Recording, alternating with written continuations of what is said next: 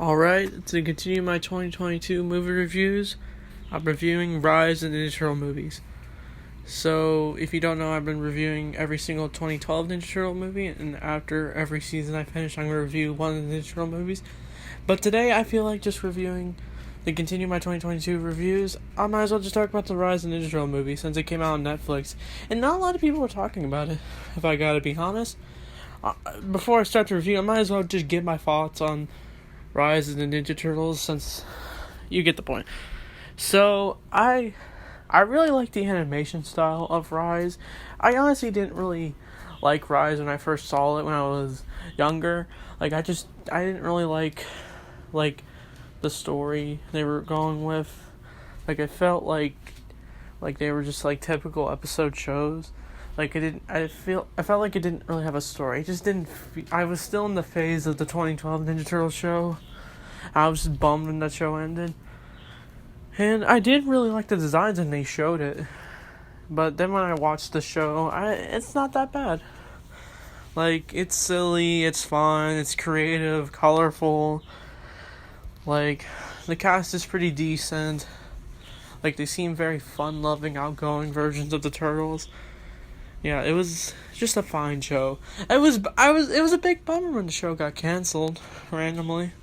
I think it was because of low viewership and because of COVID. That's why I think dropped its viewers. And so I think this takes place, after season 2, since it ended. If you don't know, spoilers, at the end of Rise, Leo becomes the leader to the last second. And in the original one of the show, Raph was the leader. And at the last second, Splinter's just like, oh, Blue, you're the leader now. And then they just did that. And so in this movie, we do get a sense of Leo trying to be a leader. So it's basically about the Turtles trying to save their future, where we see Casey Jones. By the way, you're getting spoilers in this review. We're getting Casey Jones.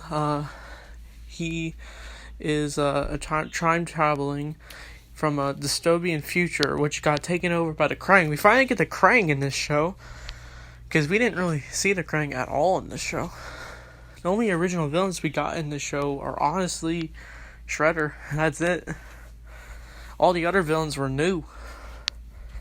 And so basically, Casey is sent from the future to the present day Rise of the Ninja Turtles, and he basically has to team up with them. They first don't know who he is at first, until he tells them that he's Casey Jones in the future, and he shows them the picture of the Turtles. And by the way, the animation's really good in this. It feels, that's probably why they took them a while to do this, because probably after they finished it, they were planning on doing a movie. And so they probably took a lot more money and budgeting to make this movie happen. And I definitely felt the stakes of this movie, because the Krang actually feel intimidating in this movie. The voice is really good as well. Most versions of Krang are kind of just really silly, goofy. It is a cartoon after all. But this Krang is a whole new level.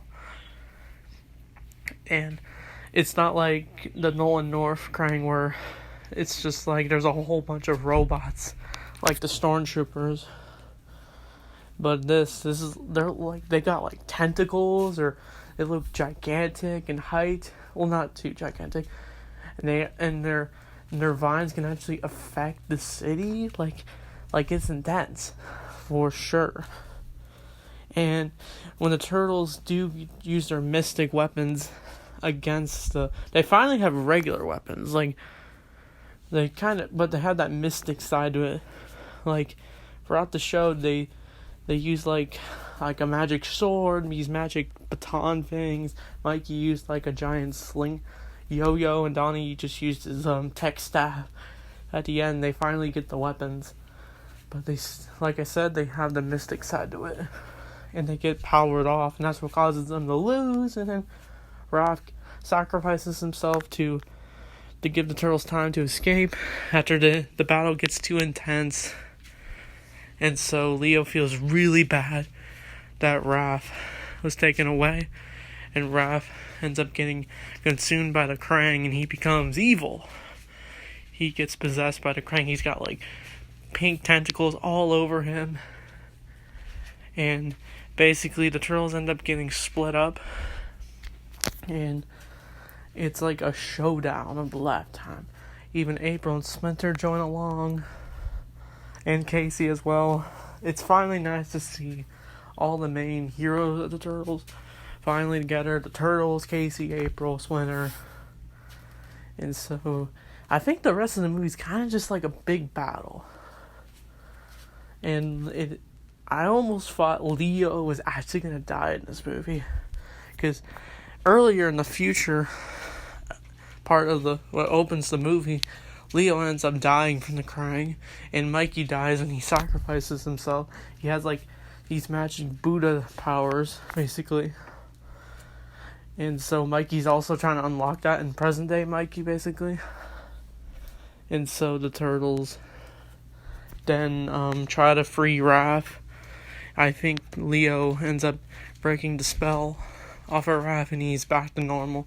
He gets the little crank stuff off of him, and basically the Turtles are then teleported away from Leo, and then Leo ends up having a sort of showdown with this version of Krang.